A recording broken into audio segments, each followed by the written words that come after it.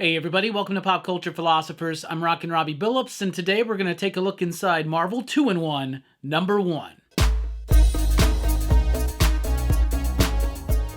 That's right, everybody. Thanks for checking out the video. I am Rockin Robbie Billups. Today, we're going to be cracking into this Marvel 2-in-1, issue number 1, featuring The Thing and the Man-Thing. So this is a series, Marvel 2-in-1, ran for 100 issues and some annuals. It started in 1974. It went all the way through 1983. And what it basically served was, it served as a team-up book featuring The Thing, Ben Grimm from the Fantastic Four, and each issue would be in like an ongoing solo Thing story, but it would also feature another hero or sometimes villain or anti-hero from Marvel Comics, right? And what better place to start than with The Thing meeting the Man-Thing. So this is the very first time that The Thing and the Man-Thing meet together, monster against monster, while a world trembles. This is written by Steve Gerber, who most people will know as the creator of Howard the Duck. It's got artwork by Kane with inking by Joe Sinnott. What a fantastic team. This is the first time that I've read this issue because I started picking these up. I found this copy. It's a low-grade copy of Marvel 2-in-1 number 1. At the time I picked it up, it was like $5 or $6, super cheap, and I said, you know what? Why not build up this run? I am a huge fan of The Thing because I'm a huge fan of the Fantastic Four, and I had never read any of this stuff, and I wanted to check it out. And there are trade paperback editions of it, like there's some Masterworks, I think. Maybe there's some other trades out there. I don't know if they did an Epic collection, or if maybe they have. I'm not 100% sure.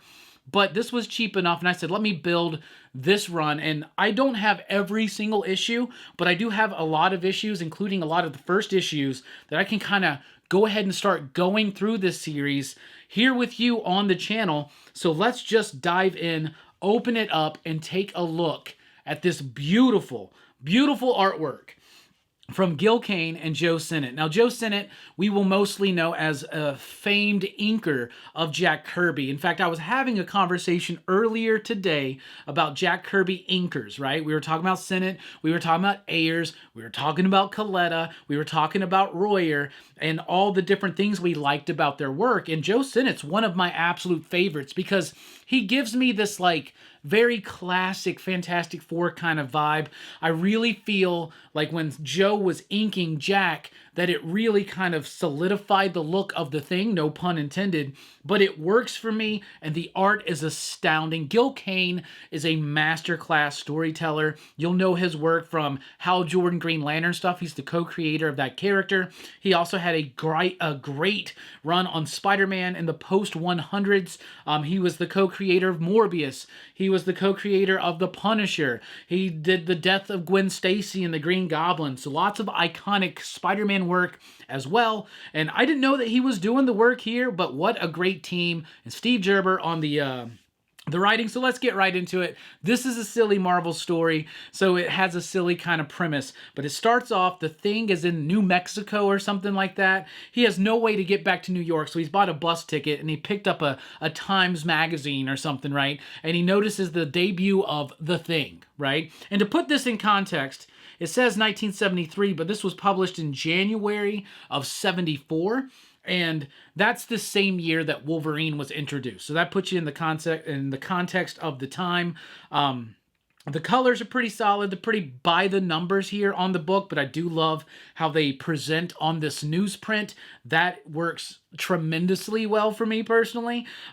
So he finds out there's this new being called the Man-Thing, and he's claiming plagiarism. He's like, I'm the only thing. He's super, super mad. The name of the story is Vengeance of the Molecule Man, so I'm excited to get some Molecule Man action. He's a Fantastic Four villain that's not used so often in the books of the Fantastic Four, but is very important to Marvel Secret Wars, whether it's the one from the 80s or the one that Hickman did like I don't know, almost 10 years ago at this point. So he's pissed off about it, just starts wrecking this poor dude's shop. This dude's like, what did I do? What's wrong? He's like, it's nothing you did, it's the magazine. He goes, what, you mean it's unwholesome? But that can't be. I don't allow such. And the thing goes, nah, it's not porno, it's plagiarism. I love this. This might be one of the first Marvel comics that I've read that uses the word porno.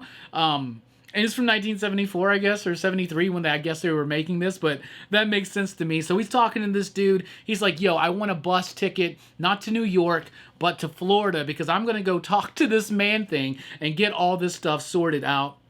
So he winds up taking the bus, and I love this bit here where the dude, after the thing is leaving on the bus, says, I've been a good man, a religious man. I've done an honest business here for 41 years. So why me, Lord? Why did you send him to me? So I absolutely love that. He's on the bus. Look at this super fearful look on this dude's face with the thing behind him. This dude just looks angry, really cool. Really clunky panel here, but what's happening here is that the thing is reminiscing about his recent adventures. He's abandoned in New Mexico with no way back to New York.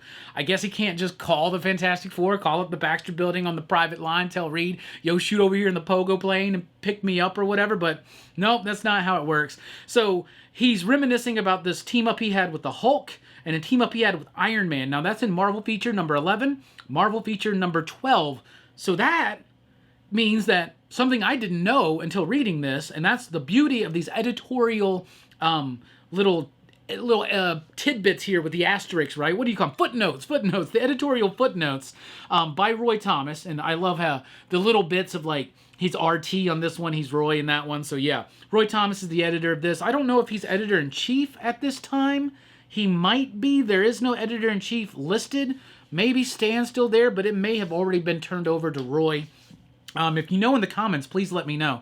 But I didn't know that this was a follow-up to a book called Marvel Feature, which apparently had some Thing team-up books. So I guess I got to try to hunt those down. So he's reminiscing and just kind of catching you up on the story. Now, a lot of people will read old comics and they see stuff like that and they think it's kind of annoying or they think it's repetitive or obnoxious. And if you read them in big chunks, it can do that. But kind of like something like He-Man and the Masters of the Universe or G.I. Joe, when you watch those old cartoons, right? As fun as they are, as nostalgic as they can be, as memorable as they are to us and our childhoods, if you binge through that stuff, it can really wear you down because they're not necessarily the best way to, they can wear you down. But when you take it one at a time, you like stuff like this. And, you know, the idea of every comic book could be somebody's first, that applies here. I've never read Marvel Feature 11 or 12. I didn't even know about these stories, but now I'm enticed to pick them up, and that's something that the continuity-driven nature of the Marvel Universe, that's what really sucked people in and kept them there and held them. Look at the amazing shading and the ink work on the Thing. Joe Sinnott does such an amazing job on the Thing. He might be my favorite inker on the Thing, period. And maybe one of the reasons why I love his inking on Kirby so much.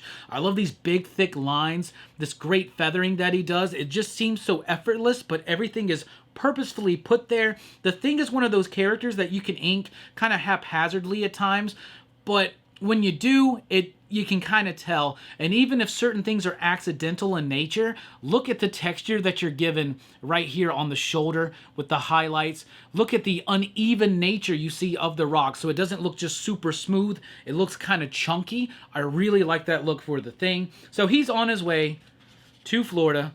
Old ads make you a master of karate. I doubt it. I doubt it. Get your free Glamorous Ice Cologne and Cream Sachet worth $6. Yeah, that's cool. All right, so now we're going to go to a whole other planet in a whole other cosmos other than our own is what it's described here.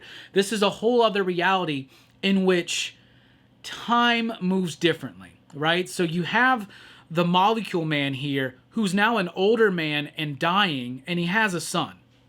I didn't know that the Molecule Man had a son. Like, at all. Like, I didn't realize that that was part of the story back in the day. But he's talking about how the Fantastic Four sent him to this, or the Fantastic Four stopped him. The Watcher sent him to this reality because, as his son says, because we live in a different space-time continuum from Earth and time moves faster here, the Molecule Man is aging faster. While my foes are yet young and strong, And he's like, but that's why he's like, yes, the Watcher planned it that way when he exiled me. So he's blaming the Fantastic Four. He's reminiscing about that. They delivered him into the Watcher's hand. The Watcher put him on this Earth where time runs differently, so that as he's aging, the Fantastic Four is still younger because time's slower there. So that's going on. But he's on his deathbed and he's reminiscing, and then he tells his son to please avenge him, and then he dies. The Molecule Man dies? What? When did that happen? Well, apparently in 1974 in Marvel 2-in-1 #1. I didn't even know that. So now I'm tripping out thinking, so is this dude, the son of the Molecule Man, about to become the new Molecule Man? And is that the Molecule Man that we know? And I'm like, no, because we know it's Owen What. Is that a different Molecule Man? Now I'm all tripped out in my head thinking I don't know anything about the Molecule Man. So I got to do a deep dive into that history of that character. But you get the swearing of vengeance from this dude. Him and his father have worked on a new thing to recreate the experiment that gave the Molecule Man his powers, but this time it will actually do it without giving him the weakness of not being able to affect organic molecules. The powers of the Molecule Man is that he can control and transform anything made with molecules. The original Molecule Man, only inorganic molecules. This dude gets imbued with a power right here, and in order to safely use it against organic and inorganic molecules. So now that weakness is gone, but a new weakness will pop up, you'll see. I just want to point out this this page. I love this page. I love the color. You look at the use of the red in the foreground, the blue in the background. What that does is it pops this figure out, lets us know or feel the rage and the vengeance inside of them, and it separates that background from the foreground, so it pops out on all of these pages. Even right here, it's just the setting, right? But even right here where he's being infused with that power, and look at how balanced it is. It's every other panel. It switches. You could think of this like if this was done cinematically where the light's like shifting or changing. It's a really cool effect that I absolutely love. I love this page. This is some classic style inking. You'll see stuff like this in EC comics. You'll see stuff like this. Is just a very clean and precise style of inking over what Gil Kane is doing. And Gil Kane, excellent at the perspectives and the angles on the faces, making things different with interesting angles. Like I've already said, great settings here, great faces. It just keeps everything moving, and the angular nature of these panels just kind of, I don't know, it gives it this nice sense, but it's also very definitively Marvel in the 70s kind of feeling. You want some LPs or tapes for only $1? Look at that, Al Green, Marvin Gaye. That's pretty dope. Stevie Wonder. Moody Blues, James Brown. It's pretty dope. All right, so he gets imbued with this new power right here. Look how the color changes, but we're still utilizing that red and blue effect with that yellow. It works. It works really, really well. So he now has all of this power. The Molecule Man lives once more. I can feel it. Nothing about me is as it was. Even my simple robes have been transformed to a more fearsome manner of garb. Yeah, that's fearsome, bro. You went from wearing like occultish looking robes to a Speedo, some boots, and a weird like lightning bolt thing on your chin. Like, what? This is fearsome. If you show up on Earth like this, people are going to think you're nutty. So he grabs his wand and he transports himself to where the Fantastic Four is going to be, and he starts with Ben Grimm the Thing. But he pops up in the Everglades over in Florida, right? Why has he popped up there? He should be in New York, but he's popping up there. We know because the Thing is on his way there. But as he's there, the Man-Thing shows up. The macabre Man-Thing. Freaks the dude out. He drops his wand, starts aging rapidly because he's from a universe in which time moves faster than the time here on this Earth, the 616. So his body is still connected to that time speed. So whenever he's not able to control it with the staff, he's aging rapidly. So we already got built in the way that we're going to defeat him. It's easy, it's simple, but remember, these are comics that are made for kids, but at the same time, leveled up a little bit through the art and through some of the storytelling and some of the tragic figures. It ages it up just a little bit. So it's not just for kids, but at the same time, it's setting up very simple tales that you can do at a steady pace and at a quick pace, right? So we already got that in. He's aging. He's going to pick up the wand. This is interesting. So let me, real quick, let me just break this down. Strategies and Tactics. It's a magazine. It's also a tool, a time machine that enables you to replay the crucial events, past, present, and future, that shape our lives. Now, instead of merely reading about what's happening, you can explore and experience the alternatives and decision-making points through the technique of conflict simulation. This is before video games. This is just something you read in a magazine. Interesting. First one you get is Napoleon at Waterloo. That's pretty neat, I guess. I read this whole ad. It totally distracted me when I was reading this issue, but I liked it. All right, so he picks up the new Molecule Man, son of the Molecule Man, picks up the wand. It reverses the process. He's young again. There's the Man-Thing, but he can sense that the Man-Thing doesn't have a lot of intelligence, right? It says, his terror now abated, the Molecule Man turns his gaze back to the monstrous Man-Thing, who had stood watching the drama of life and death in silent uncomprehension. For he lacks the ability to think, to reason, even to speak. He can only feel, and even then, it's not his own emotions, but those of the beings around him. He is one of nature's cruelest jests, a spawn of chemistry and sorcery gone mad. So, Molecule Man just dismisses him, and he goes about his day, but the Man-Thing is a little bit curious and starts kind of following him. Love the use of the panels to break it up, that vertical panel to show us down that way, and then we cut to the Thing. Real quick, though, back to the Man-Thing. This is probably going to be a lot of people's first introduction to the Man-Thing. People that didn't necessarily read Fear magazine or whatever it was that he first showed up in, right? There's a few different things, right? I think they reference him in this issue later on. And this is this is who the Man-Thing is. You understand. It's very quick. It's very efficient. And I know that with today's decompressed storytelling where things are meant to be maybe a little bit more cinematic, it's not something it can't be used necessarily in this way through like purple prose and stuff like that, but it does have a kind of charm to it that's very much a part of the 70s. Into the 80s, maybe it gets a little bit more overbloated, but there is something special about the 70s writers. We're talking about the Len Weins, the Marv Wolfmans, the Steve Engleharts. There's something about it that make it work and not go overboard with it that, like, for instance, Chris Claremont or even John Byrne a couple years later can do at the same time. Now, Chris Claremont, obviously a writer around this time too. It was a little bit different, but what that kind of becomes throughout the 80s, it kind of gets a little bit more obnoxious, but over time. But also, you know, I just read I know I don't have too much exposure to Man-Thing, especially classic Man-Thing. So this is like the closest to, I mean, he's got to be a newish character, I think, around the time that this is published. I don't remember the exact year that the Man-Thing debuted. I'm sure somebody in the comments can let me know. But having read that Marvel Comics Presents #1, you know, a few weeks ago, and now reading this, like, I want to dive into that Man-Thing stuff. I need to get a hold of the classic run. I know there used to be a trade paperback. Maybe there is now. I'm not sure. So the Thing is there. Thing is just one thing I've learned about reading this is I forgot how much of a grump and grouch the Thing used to be. He has definitely evolved as a character, and he kind of has more of this kind-hearted charm about it. And he did back then, but he's kind of calmed down a little bit in his older age, but back then, man, he wrecks that whole dude's shop because of a magazine. Here he's demanding to get off the bus before the stop. The dude refuses it, and he's like basically threatening him to let him off the bus. So that's cool. He shows up, and he just knows that the Man-Thing, I guess, is in this area. I guess it was in there. He Geronimo's down, drops down right where he needs to be, because all of a sudden he gets wrapped up by these vines, and it's the Molecule Man. So he just goes right to where the Molecule Man is, which makes sense because the Molecule Man kind of set himself up to be there with the Thing. They get into a little bit of a tussle. He finds out what's going on. He recognizes Molecule Man's son and Thing mentions that it's been 5 years since they've seen him. So interesting with the time slide. In 1973, we're 12 years away from the debut of the Fantastic Four.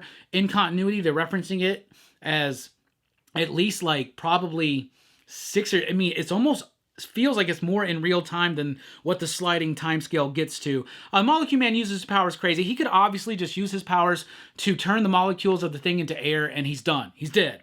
But he doesn't do that. He just kind of plays around with them a little bit, makes like a force field, all that stuff. Then the Man-Thing shows up and understands through the feeling of the Man-Thing can sense the feelings. He's empathic, right? He can sense the feelings of others. He senses this dude's an evil guy. He jumps in, throws the dude. He freaks out, realizes he's about to die. He could he not just make himself fly, give himself wings? But what he does is he turns the bridge here, the concrete of the structure, he turns the molecular structure into something foamy and cushiony. He bounces back. And then he's like, you know what? It occurs to me there are more ways to kill a man than physically. So he uses his powers to turn Thing and the Man-Thing back to their human form, Ben Grimm and Ted Sallis. There we go. Monsters Unleashed number 3 and Fear number 13, respectively. Ted Sallis doesn't have any recollection of being the Man-Thing. That's interesting. He talks to Ben. They have a little bit of a conversation. He catches Ted up on what's going on. He's like, but we got to go back to being blasted freaks or the rest of the FF's going to die. And this is an element I love, and this has been done before in comic books, in movies, in animated series, where Ben finally does get changed back to human, but the only way to save the day is to allow himself to be reverted back to the Thing, and it shows the true courage of heroism of Benjamin J. Grimm. Even with the bluster of his personality, he still has a good heart and is truly going to do the right thing and sacrifice his own happiness for the safety of others. Here's a letters page about Marvel features. So once again, this is just kind of a continuing idea with the new number 1, jumping it to a new title. I think Marvel 2-in-1 sounds better. This ran for 100 issues. So I don't know what sales were like on this book, but they had to be pretty decent, right? So now the Molecule Man is trying to go to New York to kill the rest of the Fantastic Four, and he can't get the wand to work, and he thinks there's a malfunction, but what it is, and there's a note here, and I love this. Once again, Steve Gerber didn't have to do this. He could have tried to force it into the story in some other way or cleverly let us know, but he straight up just does a nice, fun little note. Note, the malfunction is not in the wand, but in the swamp. For here, at the nexus of mystic forces, the laws of science oft go awry, as in the accident that birthed the Man-Thing himself. So I really do like that. They're running around. Ted's like, don't give up hope. We got to take care of it. We got it. You know, I may not be as smart as Reed Richards, but let's find a lab. Maybe I can find some chemicals that will help us out. So that's what they're doing right there. Really solid stuff. Very efficient storytelling. I love the foliage here. It's just the backgrounds, the density of it, and all done on a deadline, on a schedule, consistently well. All right, so the Molecule Man winds up finding the same town that Ben and Ted just found, and he's now realizing that the wand is working again because he's away from this nexus of realities. There's really, I guess the reason to have this whole nexus of reality thing is so that you keep him there. Otherwise, he would just whisk himself away to New York, and now you got to like deal with how the Thing and Man-Thing get there. So he's just going to walk to New York, by the way, but he finds this other town, tests out his wand, he's changing the city, he's changing everything around. Ben and Ted see it, and he's like, bah, this is but an exercise, a kind of sport. I wield the power to reshape the very cosmos. Then reshape the cosmos where the Fantastic Four aren't there. But you know what? Then we wouldn't have this nice, fun story with all this. Here's one of the most wonkiest things in this issue. To prove his powers, let me demonstrate further a preview of the agony that awaits the X-Thing's partners. Watch, Ben Grimm. I will begin with this nobody. He takes this dude, molecularly changes him to the image of Reed Richards, and then kills him. He kills him. No, please let me be. I ain't done nothing to hurt you. And then he stretches him so freaking thin. What a gnarly panel. Like, seriously, if you're a kid reading this and all you know is like wholesome Fantastic Four stories and you've never seen the Mr. Fantastic be ripped like that and then his head just rip and pop, and look at the great lettering right here as we see the yarg effect, just like, oh man, it's just freaking awesome storytelling right here, and actually rather gnarly for 1973 in a Marvel book. So he just kills this dude. Death, the one state of matter even I cannot alter. So the Thing's ruining it. He comes at him, and then like a jackass, completely idiotic, the Molecule Man's son uses his power to turn the Thing back into the Thing. In your human form, there's a quality of nobility about you that troubles me. I prefer you as the orange-skinned buffoon. And the Thing even says, fella, you just made the mistake of your life. And he comes at him. He's chained. Oh, this ain't going to stop me. He's still running. Ted's like, what are we going to do? He's like, get out of my way. And then, you've given me an inspiration. He turns Ted back into the Man-Thing. All right. Turns Ted back into the Man-Thing. There we see it right there. And the Man-Thing just knows, last thing he knows is that this dude threw him to the ground, so he tries to attack him. Thing punches the Man-Thing. This is the big fight. One moment. Gets hit by the Man-Thing. Looks like he dodges out of it. Then he punches the Man-Thing. Goes right through. He goes, "Cripes, you're not even flesh and blood, just ooze. I ain't even sure you're alive exactly. You're just what you look like, a walking mound of sludge. No one ought to have to live like this." This dude's like, haha, do you know how comical it is to see one monster have pity at the plight of another? And then he throws some of this mud at the Molecule Man, which knocks the wand away from him and very far away from him, and he can't get there. He's trying. He's like, "I need my wand." And he's like, "You laugh, you joke, you make a mockery of me, even as my flesh grows brittle and withered, even as I waste away before you." And Thing goes, "Shucks, you'd have done the same for me. Think nothing of it. Sides, you don't want a monster's pity, do you?" He's like, "I want the wand. Help me, please." And look at that gnarly bit where he just turns to a skeleton, and then in just dust. Creepy and awesome and cool. And then there he goes. "I must be nuts. I just let the one guy who could cure me turn to ashes. Unless maybe." Tries to use the wand on him. Doesn't work. Tries to use it on the Man-Thing. Doesn't work. Gives the wand to this kid. And then decides, well, time to get back to New York. And you might as well have this crackerjack toy. It won't do me a bit of good.